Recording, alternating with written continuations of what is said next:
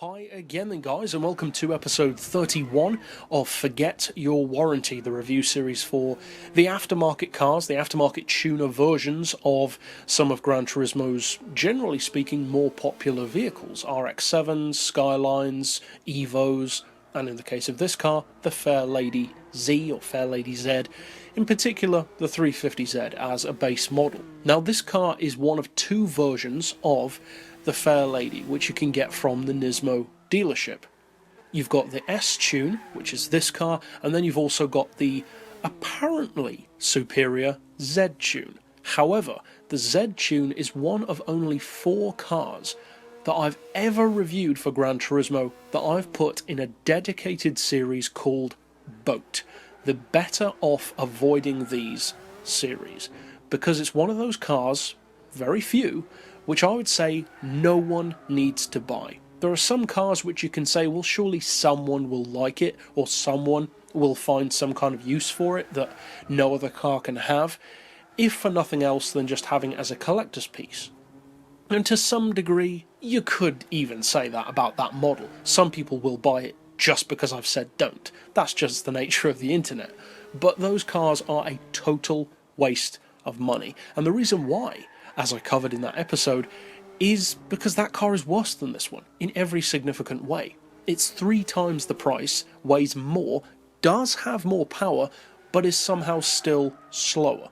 It just isn't a good car. This vehicle, on the other hand, though not necessarily mind-blowing, I'm not claiming that at all, is a much better car. It's a third of the price to begin with, at a much more reasonable 50,000 credits instead of the stupid 150,000 credits on the Z-Tune, and for that you get, well, we're not told, but you can assume a 3.5 litre motor, as of course the name suggests, unless they've bought it out. That engine is supercharged, interestingly, one of the relatively few aftermarket cars to use a supercharger rather than a turbo, and although it doesn't have a huge amount more power than the premium Nissan version, it does have a little more. Now, the Fairladies, in particular the 350 and the 370Z, are pretty good track cars. Obviously they're good drifters as well, and they're okay in a straight line. But the fact that they are so good around a track, I would say the 350 in particular, is good, because they are arguably not as powerful, even when tuned, as they deserve to be on Gran Turismo. Especially when you look at the kind of power that many of their rivals have, stuff like the Hyundai Genesis, the Mazda RX-7, the Skyline, the Supra, that kind of thing. They are all significantly more powerful. And that's kind of unfair, because the main rivals then to stuff like the 350 and 370Z tends to be stuff more like Evos and the Silvia and the Impreza. And although they are far from being bad cars, and incidentally I would also say that those are also underpowered on Gran Turismo, but those cars just aren't really the main rivals that you would typically think of for a 350Z. So what does this one give you? Does it give you any advantage, any significant advantage that is, over the Nissan version? Because straight off the bat, it's not a premium, and that's kind of a disadvantage because the Nissan version can have that fully detailed interior if you buy the right version. This one, I would say, is not necessarily better than the normal version, but it's certainly an interesting alternative. It does have a little more power, although the top end speed isn't necessarily as good. And I would say actually more impressive than the power is actually the torque. The torque level on this car is pretty good. 483 pound-feet is pretty high, especially in comparison to the power. Now the weight on this car is very good. 1,085 kilos is very low for what could have easily been a much, much heavier car.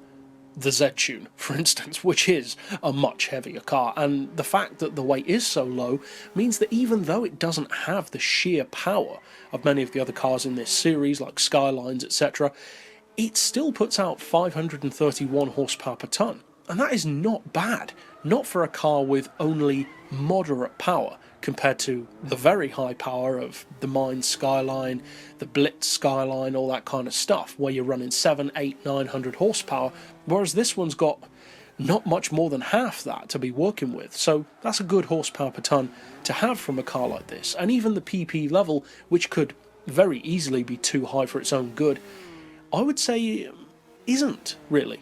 It's a little too high to race it at, but it's not too high for its own good. And I would say that there is a big distinction between those two statements. The car sits at 577. That's not ridiculous. It's justified. You can understand why it's that high. But at the same time, I wouldn't necessarily recommend racing it at that level, because there is a difference between the two. A car could have an appropriate PP, but I still wouldn't recommend racing it at that PP level, and that's the case with this one, whereas some others just have way too high a PP regardless, like the Red Bull Junior. That's the classic one that we can always go back to. Now, as far as performance, I already touched on the fact that it's not quite as quick as the Nissan version, in particular for top speed. The Nissan version does have quite a good top speed, in fact, for its power. This one is not bad. I believe, if memory serves, you can do around 210 or so in this car without NOS or slipstream, which is pretty good. That's good enough for most tracks. But at the same time, it's not really that kind of car. So it really comes down to the trackability. Is it good around corners? Could it make a good drift car? Or is it just a grip car, maybe a time attack car? Well, overall, the handling on this car is definitely good. I would put it in the camp of being a good handling car.